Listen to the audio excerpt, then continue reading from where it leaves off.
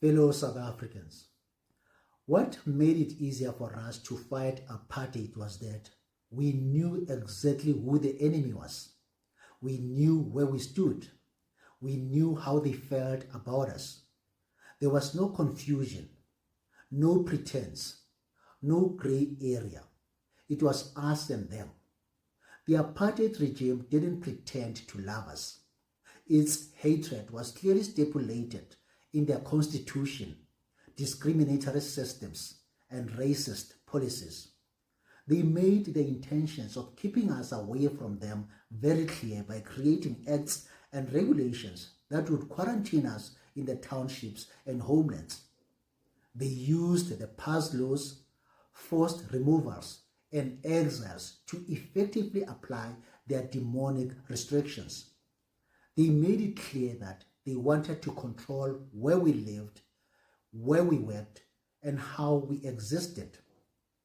Yet, despite the cruelty and injustice of that system, there were functioning institutions. There were enough schools, though the education system itself was inferior. There were basic services.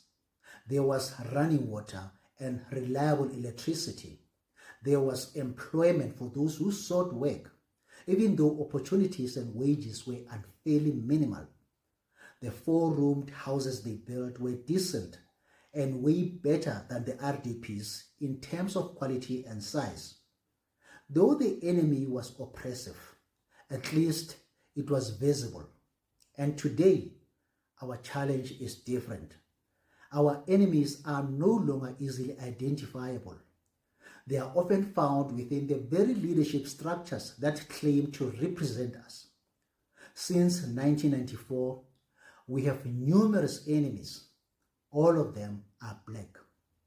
Currently, our greatest enemies are the ANC and its leadership, foreign nationals, AfriForum and Solidarity, Donald Trump and Elon Musk, Julius Malema and the EFF, corrupt state departments and institutions, criminal syndicates, celebrities and influencers, and mainstream media.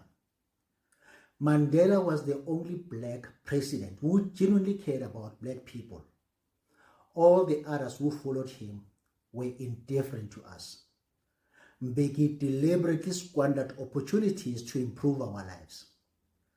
He could have rewritten the Constitution to favor us if he wanted to.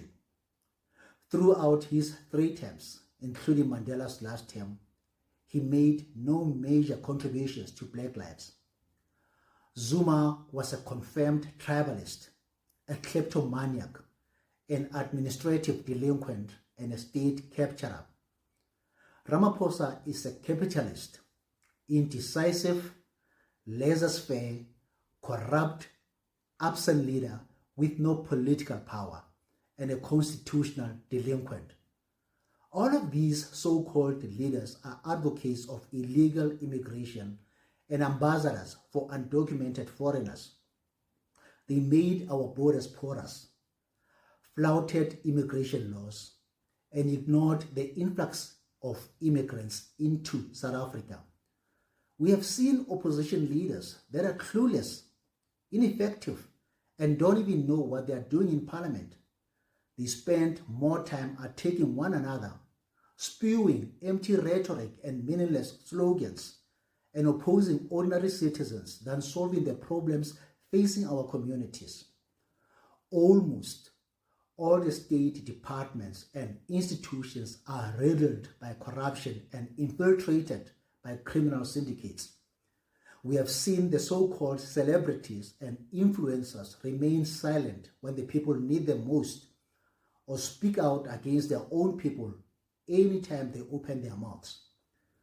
We have seen a captured mainstream media that only reports selectively and negatively about black people. Last but not least, we have seen foreign nationals who are actively and visibly destroying our country, its infrastructure, and its reputation. All these elements collectively bring frustration, anger, and disillusionment. Our struggle shouldn't be against one another. It should be against corruption, incompetence, lawlessness, poverty, unemployment, and leadership that places personal interests above the interests of the people.